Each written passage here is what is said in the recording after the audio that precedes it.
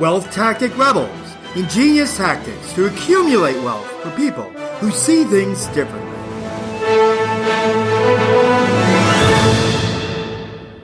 Welcome to another discussion with Wealth Tactic Rebels, the wealth podcast for people who see things differently. I'm your host, Kevin Daymond, and I've been thinking differently in the wealth field for over 10 years. And today I am joined by Mike Watts. Hi, Mike. How are you today? I'm doing fantastic, Kevin. How are you? Well, I'm doing awesome. I'm glad to have you here today. Thanks so much for joining us. Yeah, glad to be here and hope I can offer some value to your listeners. Well, I definitely think you can, Mike. Mike, for our listeners here, of our interview today, he's a very successful entrepreneur. He has done over 6 different ventures and seems to be going up with each one. You know, I'd love to give you the background of his whole story, but I really think that the person that's going to be able to give you the most value and the best detail on that background is Mike himself. So, Mike, why don't you fill our listeners in on where you started and how you got to where you are today? Yeah, great, Kevin. Well, yeah, I've always been the type of guy that had some sort of side hustle going. Right. Early days in middle school, I was the guy with candy in the backpack and, working lunchrooms and the hallways between class to try to put a little extra jingle in my pocket. I knew some people like you, right? Yeah. I was the candy man. You're the candy man. There we go. That's right. So, I started cutting grass and started washing cars, anything I could do to make money all the way through high school. And then at 15, I moved and got my first real job, getting a paycheck as I worked in a baseball card shop. And it was because I loved baseball cards and I was super into baseball cards because it, to me, felt like the stock market. Yeah. You could own a card and the next week it would go up in value or go down and you could buy them, wholesale and trade. So it was a dream job for me. And plus it was at the mall. So then I could trade baseball cards and, check out the passerbys, if you know what I mean. I do know what you mean. That was always one of my favorite pastimes there, too. I think everybody enjoys a little people watching now and then. Yeah, a little people watching. So, this was me in high school, and so it worked out great. From there, I had a variety of different jobs and went the traditional path. I was told the story, right? You do good in school so that you can go to college, and you're going to do good in college so that you can get a good job. Get a good job so you can make, a good paycheck and eventually retire when you're 65 and then you can do what you want. Exactly. Right.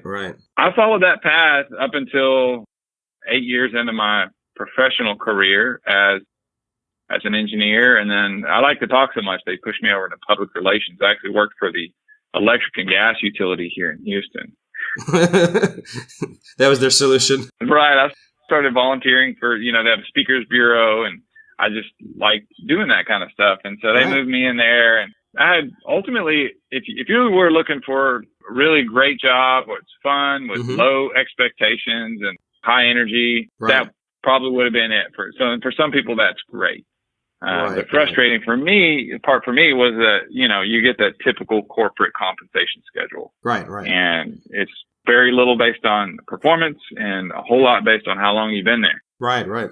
And so I decided that I was going to start a side hustle. My wife and I together had made a goal when we had our first child that we would go from a 2-income, both work into a 1-income family. And that way we can invest more heavily into the, raising and education of our children. And so we started doing craft fairs and things on the side, trying to make an extra dollar. I started with a product I found. My parents are also seasoned entrepreneurs and have their own party rental business down just south of Houston, and it's a thriving business. That's nice. Now, and my dad, he worked in the corporate world as well. I worked his way up in the chemical plants down there and became an engineer from the ground floor up. But then after 25 years, decided to leave and accept one of their 18-month pay packages out. And then, took that risk and took that money and invested it into tables, chairs, linens, and those sorts of things. And then has built a thriving party rental business out of that over the last over 20 years now. Wow. And then as far as for me, I went and met with them and said, look, I need to come up with some side hustle. You guys are obviously being successful. Maybe y'all have some ideas for me. And as it turned out, a person had walked into their shop with this amazing product and was trying to sell it to them for their centerpieces to be used in weddings. They do a lot of wedding decorations and things.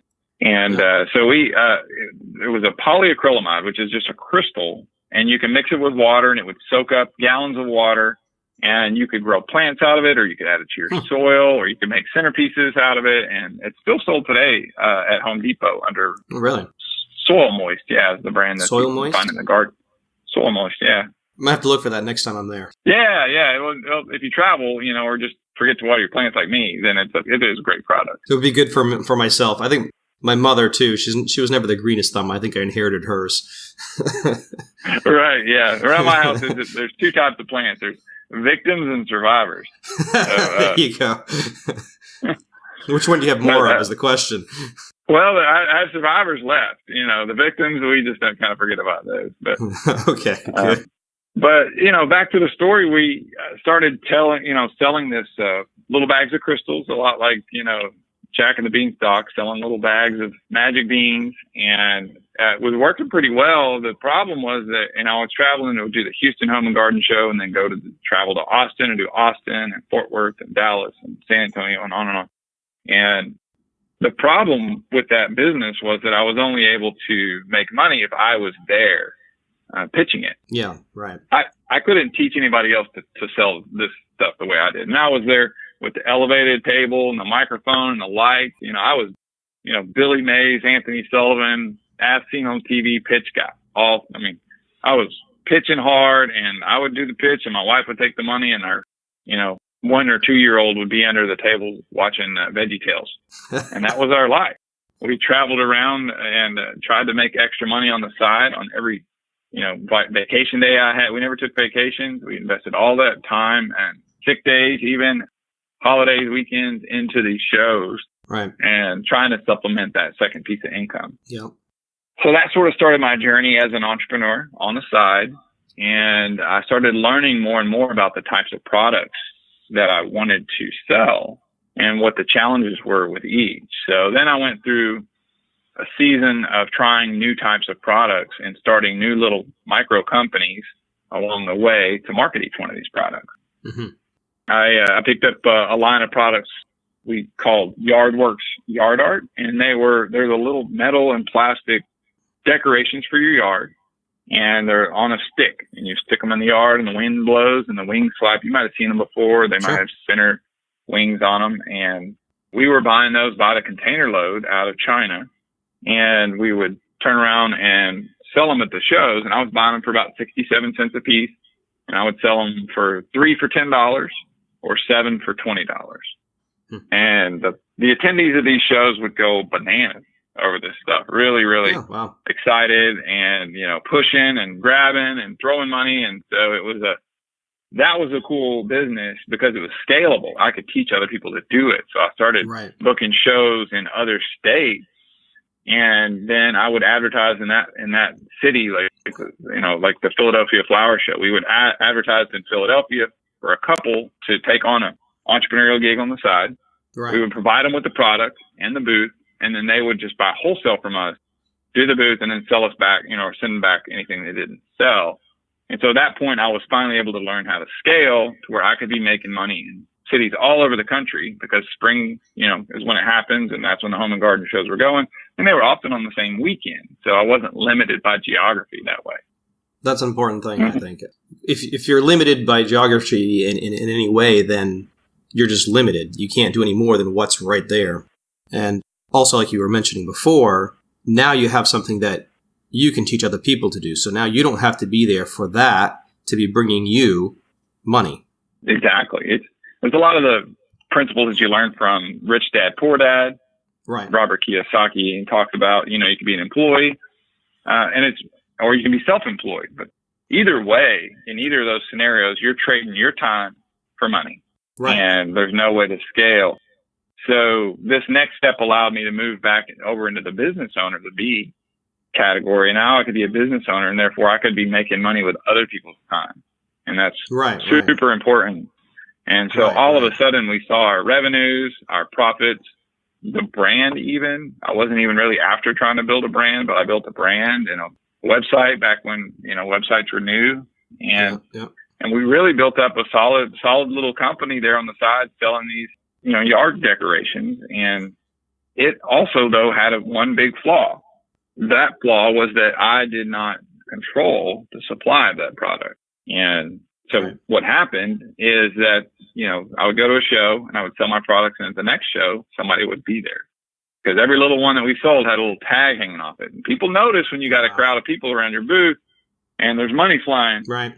They're gonna take notice, right? Entrepreneurs see that kind of stuff. And right. And they'll try to copy what's being successful. Right. And so I just kept creating my own competition as I went, Kevin. That would be a show in Austin, and the next thing I go to the next weekend in Dallas, and there's somebody selling the same stuff right across from me. And now we're in a price war. It's very frustrating to me. And I had that same problem with additional products that I brought on. I brought on these wooden carved airplanes and cars and motorcycles from Vietnam. Really cool pieces, but same deal. I didn't control the supply. Next thing you know, those start showing up because I was doing those at shows, but then I also did them at the mall kiosks at Christmas time. So I booked kiosks in all the malls. And at one point, I had a full-time job. I had done 40 trade shows that year, and with not just me personally, right, but my company. Right. And then I had 6 different retail locations around the city of Houston that I was managing with employees, all while I had a full-time job. Oh, wow. So that was sort of at the crux of it all. And it was this fateful day. I was at a trade show in Houston, and it was an amazing day because I had just met the inventor of a product that we would later call the Pivotrim, which was my first big startup. And his name was Orlando, and he had invented an aftermarket trimmer head for gasoline powered trimmers. And the problem that he was solving, if you've ever cut your grass on your own, Kev, is that, the line doesn't like to feed out well, and it often breaks off when you're cutting, especially around the concrete and chain link fence. Yeah, absolutely. So he had developed this trimmer head that performed amazingly well by the design of it, and he had filed for patent. And so that day when I was at the trade show, he was in the booth next to me. I'd given him a booth for free so we could talk about negotiating a deal. Right. I had 2 different other booths with yard art in them. I was standing in the rain sword booth, which is those crystals. I was still selling these. Right. And I had another booth with these wooden airplanes in it. So I was very exposed to the show. It was my local show here in Houston. And it's on a Friday. I'm tapped out on vacation days. And so I said, I haven't been working from the field today.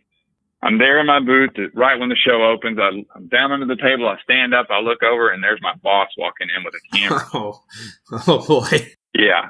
So he snaps a picture. The only words he said to me was, "I've seen everything I need to see," and turned around and he walked out. Well, I guess that was one of your deciding moments, right? It definitely was. I looked at Orlando. We didn't have a deal at this point. I looked at Orlando, and I was like, I think I just got fired. And he looked back at me and he goes, "Well, I guess we better make a deal." And so that day, in earnest, we really started working out a licensing deal. I didn't even know what licensing was at the time, and that's sort of a theme for this whole exercise. Is I'm willing to go out and try things I've never tried, and figure I'll learn it as I go. Yeah. And so we did that, and the lawyers got a ton of money out of it, but fortunately, I was in a position where I could more comfortably leave the security of my job. Yeah. Now, by this point, we just had our 3rd child. So I had an infant, I had a 2-year-old, and I had a 4-year-old, and was about to leave potentially the security or be fired from the security of a 9-to-5 job with, making around, I think I was making around $55,000 a year, but I had health insurance, I had 401k matching, I had all that quote unquote security there, but they were giving me 3% raises. No matter the fact that I was blowing it out of the water, in spite of all that side hustle. Right. I was still outperforming at work. I really was. Yeah. So that Monday comes around, and I just don't go to work. Right. I'm figuring this is it. I'm done. It's over.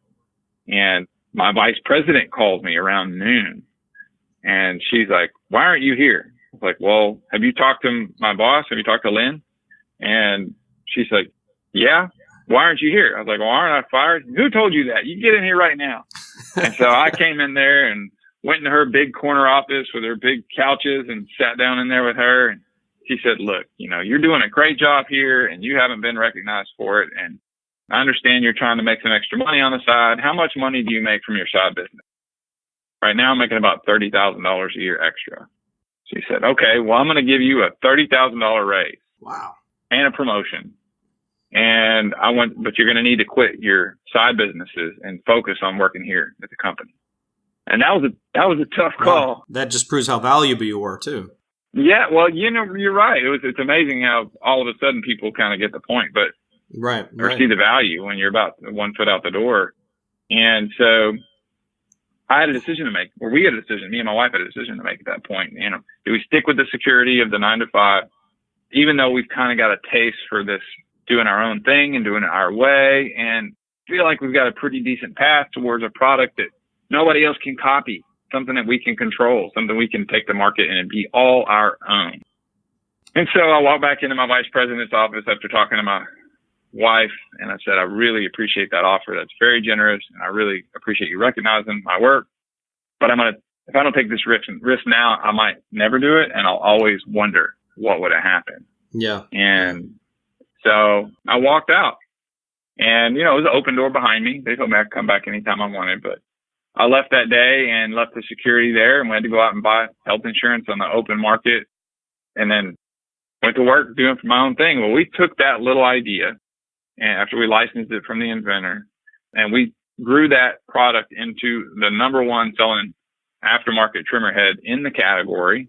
We were an infomercial sensation. We were killing it on TV, late night TV.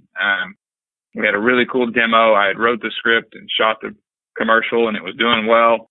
And we did that for about 4 years, and we grew the company to about $7 million in revenue. Wow. Our final year. And with about half of that on TV and the rest of that from Home Depot, Lowe's, and Walmart, and all through a distribution partner that we had. And our distribution partner was our largest customer, one single customer at that point. And we're in a strategic position to acquire companies, and they made us an offer we couldn't refuse. They offered us over $6 million for the purchase of the company.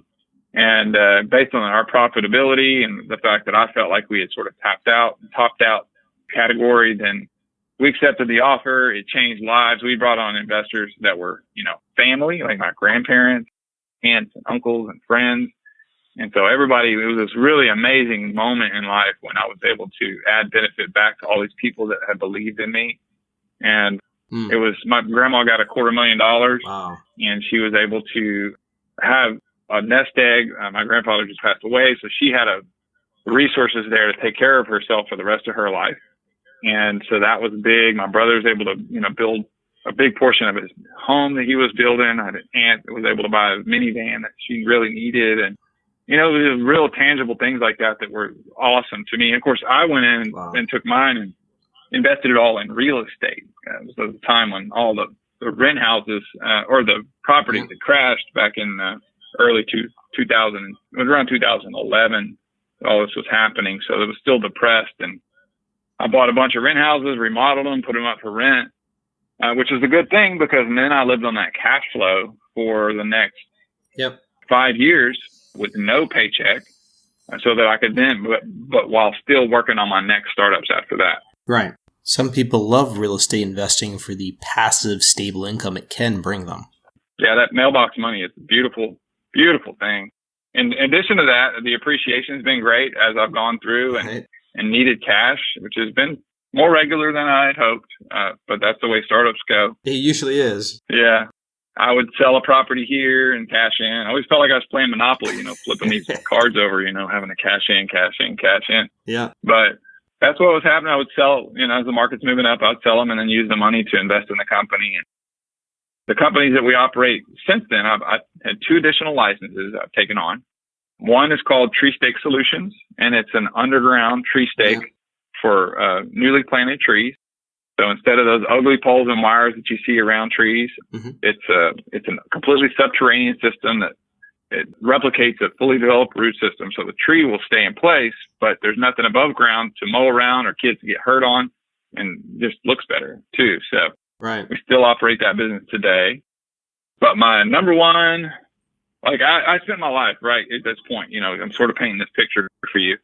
And I had all these products, and I'd been continuing to look for the world's greatest product, essentially. I was like, we all sit around and we watch the infomercials, right? And you're like, come up with that, man, what if we made something like this? That would be a cool idea. And we all watch Shark Tank, right? I don't know if are you a Shark Tank fan? I've seen a few episodes, yeah. Of course. Well, that sort of American dream type thing is what I was looking for. But I'd learned about all the attributes of products, like things that could die. I sold Lucky Bamboo that had a whole trailer full of them that died. I'll never have inventory that'll die again. I had the stuff people could just work around me, and even had patented stuff now, but it was such a narrow market. People that cut their grass, and they have to have a gas weed eater, and so it's a very narrow market I had there. Right. But I finally found it. Right. A friend of mine I had done business with brought this product to me on a Friday afternoon, and we sat down for dinner, and he put what would become a LoveHandle. He put a LoveHandle on my phone, which is a really low profile smartphone grip.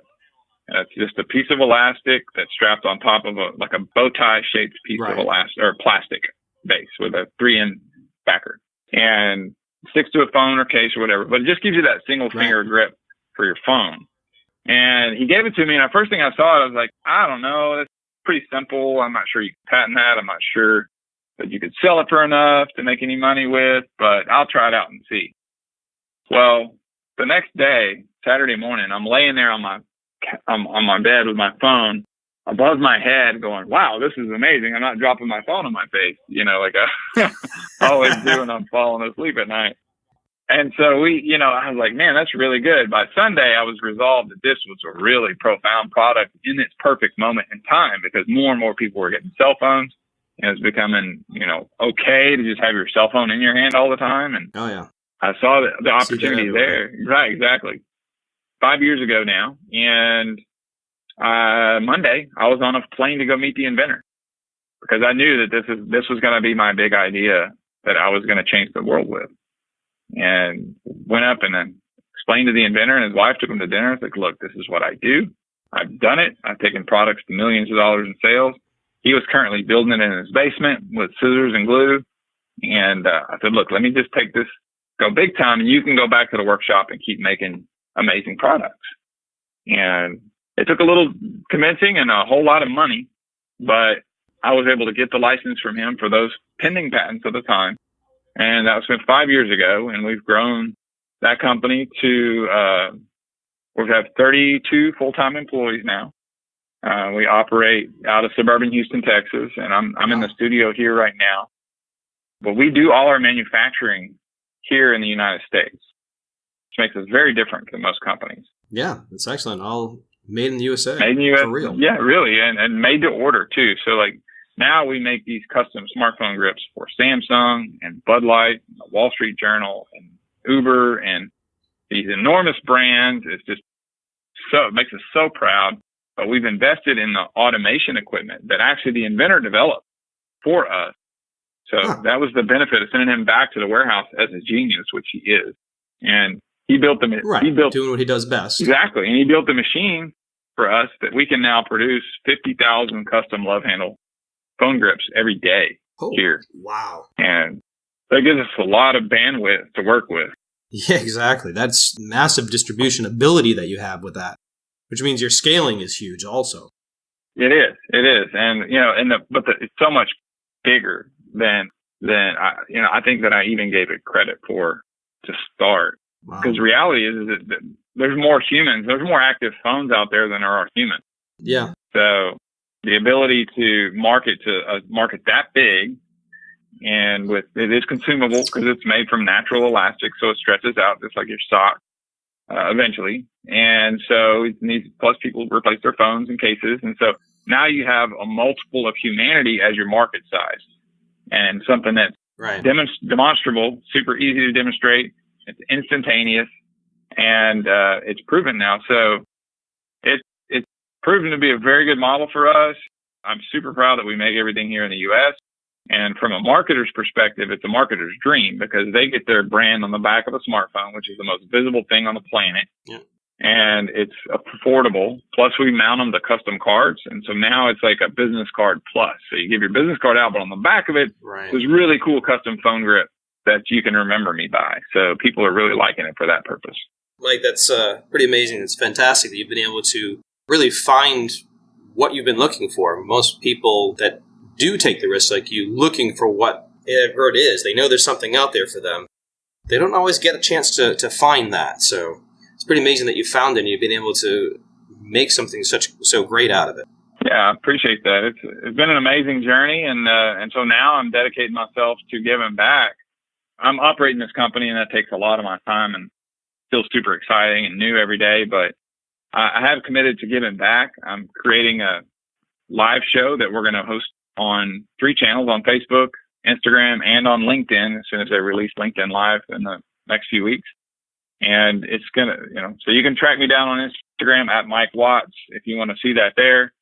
And, joining the community. And what we're there, our purpose is to help people that are trapped in cubicles the way I was, and help them take those next steps. If they know they're, pent up entrepreneur on the inside and they're trying to get out and to start the journey like I did, then I want to be a resource for them and to help answer questions, to give advice and help them avoid some of the mistakes I made and have the right kind of attitude and resources that they're going to need to see that idea through. Wow, excellent. And of course, Wealth Tactic Rebels, if you're listening to Mike here, we're going to put his contact information and show information as well on our show notes page. So you can always go there. If you're listening to this, wealthtacticrebels.com, check out the show notes pages. And you can also, while you're there, download our free guide to the 3 key areas that you could be losing money unknowingly and unnecessarily. So Mike, it sounds like you've kind of come full circle where you've really gone down this amazing journey becoming an entrepreneur, found some success, and that's brought you back to now wanting to share that with everyone. I think that's one of the great things about people that do find success is then when they get there, they're able to help other people, bring them up. I think it's an obligation that we have, and it's an opportunity too. You'll never be more fulfilled than if you can invest in someone else and then see them find their path to their true self and their dreams come true. So it's been cool, and it's just me putting myself out there. I get nervous every time I get on a podcast like this or go live on right. one of my channels, but I just think about that there are people out there that are just right there on the edge. That maybe that happened a couple times. They saw some idea that they had, and they're laying there on the couch in the middle of the night, and then they see it on TV, and they're like, "That was my idea. If I'd have done something about that 5 years ago, then that would be my company." Yeah. And so, I just want people to just take some risks, and I think that walking the path that the world tells you to walk is going to end up in a very predictable place. And it's not the best outcome for a lot of people. Sure. A lot of people have so much more potential than that, but nobody's ever told them it's okay. And I'm here to tell them it's okay, and it's actually pretty amazing. Wow. Yeah, Mike, I appreciate that. Thank you for sharing that with our Wealth Tactic Rebels. Do you have any other bits of little advice? You've had experience, so you've had some things that have worked, some things that have not worked. Do you have any tips for our Wealth Tactic Rebels that might be trying to accomplish a similar journey as you? Yeah, I think that for me, the common theme has been to invest. And whether that was investing into license rights or into tooling or into rental properties that allowed me to ride with no paycheck for such a long period of time. You didn't see me out buying fancy cars or taking lavish trips, or, that delayed gratification was something I believed in. Yeah. And so I worked hard. I took all that extra resource, instead of spending it, I put it towards something that could grow into something bigger. So if I have any advice for your listeners, is to amass yourself, you live on the least you can and invest the rest in whatever creative way that you can.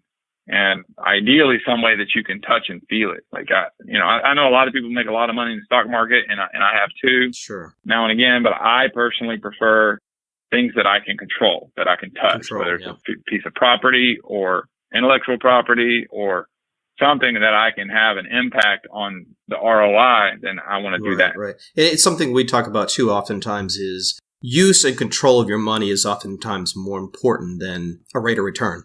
Yep. Because things come up in life that you need money for, and opportunities come up in life that you need money for. And if you don't have access at the time that you need it, you can sometimes have those opportunities pass you by.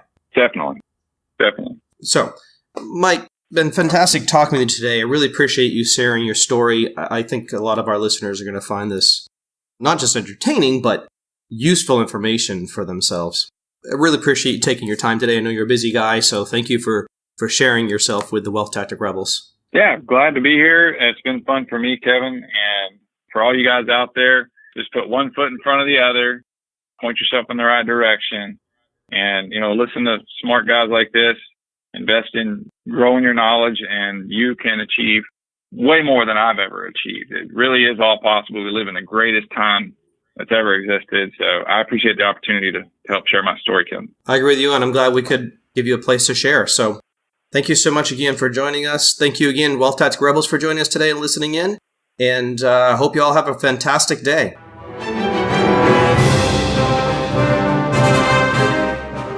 Want to really see things differently? Take our course, Ingenious Tactics 201, where we teach you all the wealth accumulating tactics with detailed real-life examples, screenshots, downloads, and a step-by-step guide to help you. See your progress with quizzes, a final, and a certificate of completion. For course details, visit wealthtacticrebels.com. Sign up today and start seeing things differently.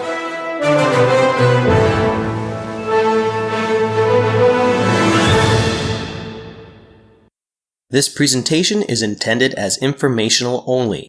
The information presented does not consider your particular financial objectives, risk tolerance, time horizon, or other unique circumstances, and does not constitute a personalized recommendation or replace the advice of a financial, tax, or legal advisor or other qualified professionals. Do your own research and do not use the information of this presentation in place of a customized consultation with a licensed professional. To the best of our ability, we provide content that is accurate as of the date of release. However, we give no assurance or guarantee regarding its accuracy, timeliness, completeness, or applicability. We assume no liability for the information of this and related presentations.